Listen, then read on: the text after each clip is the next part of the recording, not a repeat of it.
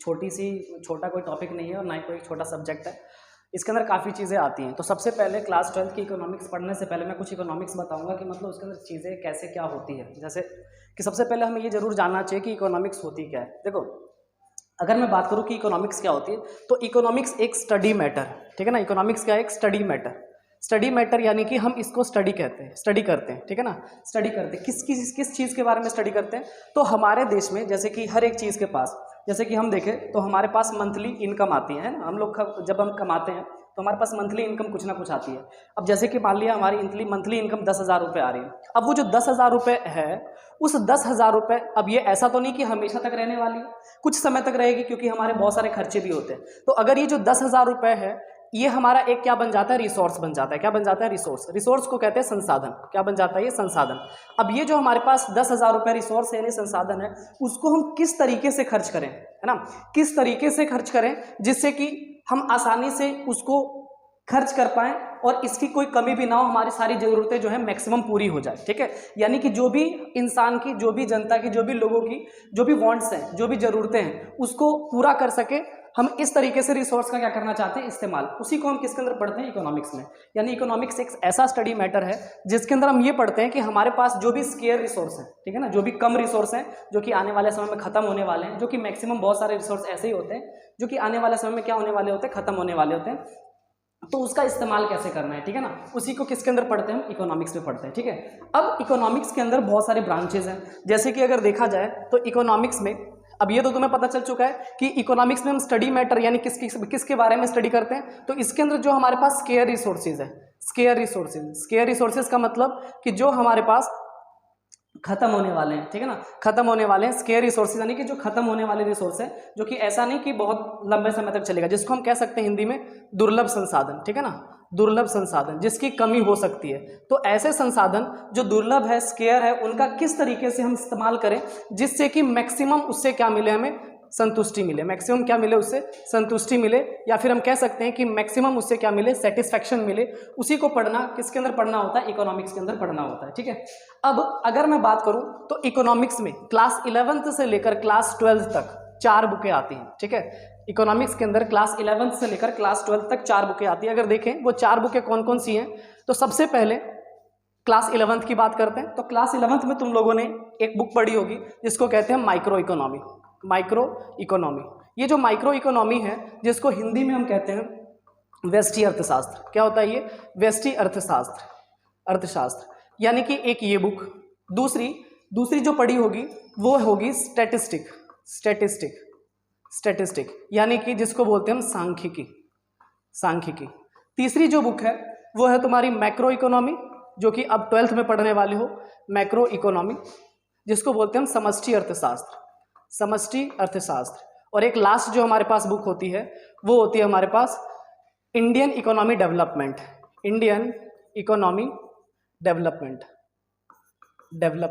ठीक है, यानी कि भारतीय अर्थव्यवस्था का विकास।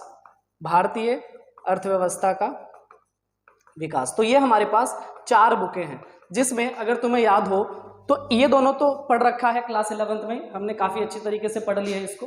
तो इसको हमें अब नहीं पढ़ना, हमें किसके ऊपर फोकस करना है? इस मैक्रो इकोनॉमी पे और इंडियन इकोनॉमी पे, ठीक है ना। मैक्रो इकोनॉमी का मतलब समष्टि अर्थशास्त्र और इंडियन इकोनॉमी का मतलब हमारे देश की अर्थव्यवस्था 1947 से पहले या उस वक्त कैसी थी और कैसे हमारी इकोनॉमी धीरे धीरे जो है ग्रो करती है, उसके बारे में पढ़ना है। किसके अंदर? इंडियन इकोनॉमी के अंदर पढ़ना है, ठीक है।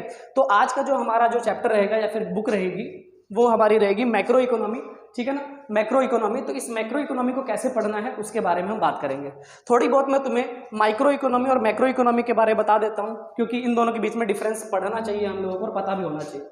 देखो, जैसे नाम से पता चल रहा है माइक्रो का मतलब होता है छोटा। माइक्रो का मतलब क्या होता है? छोटा, ठीक है। व्यष्टि, जिसका मतलब क्या होता है? छोटा। हम इसके अंदर जो भी हमारे प्रॉब्लम होते हैं, जो भी हमारी समस्याएं होती हैं, ठीक है ना, जो भी हमारी समस्या होती है उसको इंडिविजुअल लेवल पर सॉल्व करते हैं। यानी इंडिविजुअल लेवल पर क्या करते हैं? उसको रीड करते हैं। इंडिविजुअल लेवल पर क्या करते हैं? उसको स्टडी करते हैं, ठीक है ना। जो भी हमारे पास प्रॉब्लम होती है किसके अंदर? माइक्रो का मतलब क्या होता है? छोटा।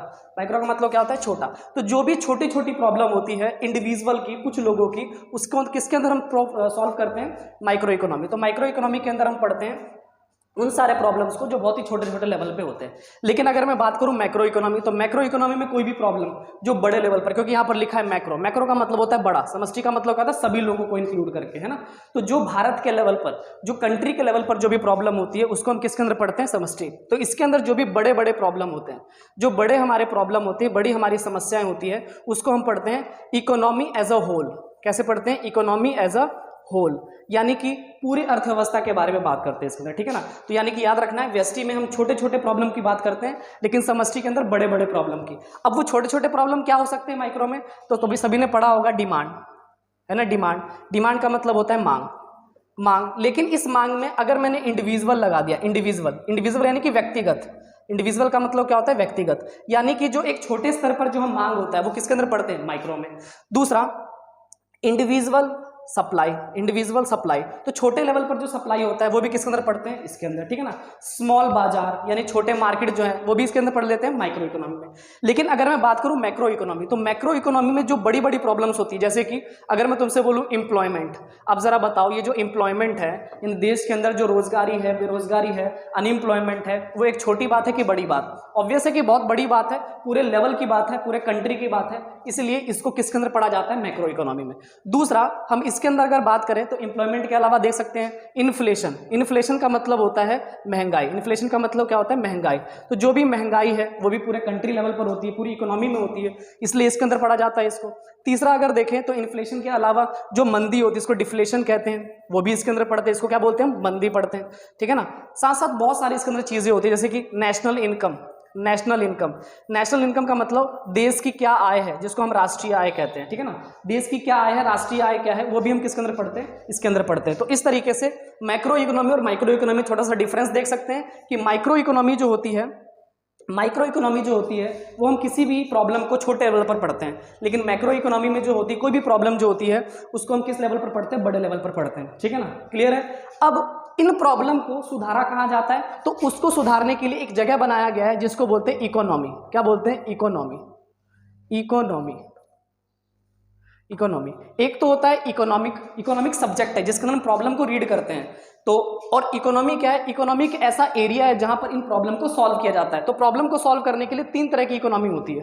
पहला, एक होती है private economy, private owned economy, ठीक है, प्राइवेट ओन्ड इकोनॉमी। एक होती है central planned economy, central planned economy, planned economy. और तीसरी होती है हमारे पास मिक्स्ड इकोनॉमी, मिक्स्ड इकोनॉमी। याद रखना, इकोनॉमिक होता है जहां पर हम किसी भी प्रॉब्लम को पढ़ते हैं कि क्या क्या प्रॉब्लम आने वाली है कंट्री के अंदर, इकोनॉमी के अंदर, लेकिन उस प्रॉब्लम को सॉल्व कहां किया जाता है, इकोनॉमी में। और हमारे देश में यानी कि पूरे वर्ल्ड में कितने तरह की इकोनॉमी है, तीन तरह की। एक है प्राइवेट इकोनॉमी, यानी प्राइवेट इकोनॉमी का मतलब होता है जिसके अंदर सिर्फ कुछ प्राइवेट लोग जो होते हैं, इसके अंदर गवर्नमेंट का कोई इन्वॉल्वमेंट नहीं होता, कुछ प्राइवेट के द्वारा इसको चलाया जाता है, ठीक है, यानी कोई इंडिविजुअल के द्वारा किसी इकोनॉमी को चलाया जाता है, इसके अंदर गवर्नमेंट का कोई भी रोल नहीं होता, ठीक है। वैसे ही central planned economy, central planned economy का मतलब होता है इसके अंदर जितने भी इकोनॉमी में जो भी डिसीजन होते हैं, जो भी प्रॉब्लम को सॉल्यूशन होता है, वो कौन इसका डिसीजन लेते हैं, तो गवर्नमेंट लेते हैं, ठीक है ना। इसके अंदर कोई निजी व्यक्ति, निजी कंपनी लेती है, ठीक है ना। इसके अंदर सरकार यानी कि केंद्र, और इसके अंदर दोनों मिलकर करते हैं, यानी कि निजी भी और प्लस में केंद्र भी, यानी कि सेंटर भी और साथ में जो प्राइवेट होते हैं वो दोनों, तो दोनों मिलकर करते हैं, ठीक है। तो याद रखना है इसके अंदर कि इकोनॉमी, कोई भी प्रॉब्लम जो होती है, कोई भी प्रॉब्लम जो होती है उसको सॉल्व करने के लिए हम कहां पर जाते हैं, तो इकोनॉमी में। कितने तरह की इकोनॉमी है, तीन तरह की। पहली प्राइवेट ओन्ड इकोनॉमी, दूसरा सेंट्रल प्लान्ड इकोनॉमी, और तीसरा कौन सा है, मिक्स्ड इकोनॉमी, ठीक है ना। तो अगर हम बात करें कि हमारी कंट्री कौन सी इकोनॉमी है, तो हमारी कंट्री जो है वो है मिक्स्ड इकोनॉमी, जहां पर प्राइवेट भी ऑन करती है और सेंट्रल भी ऑन करती है, यानी दोनों के पास पावर है, किसी एक के पास पावर नहीं है, ठीक है। यहां तक क्लियर है सभी को, ठीक है। तो अभी तक सिर्फ मैंने बताया इंट्रोडक्शन की इकोनॉमी होती क्या है, ठीक है ना, मैक्रो इकोनॉमी क्या होती है, माइक्रो इकोनॉमी क्या होती है, और साथ साथ में कि हमें पढ़ना क्या है और इस प्रॉब्लम को सॉल्व कहाँ किया जाता है, ठीक है ना। तो आज जो हमें स्टार्ट करना है वो चैप्टर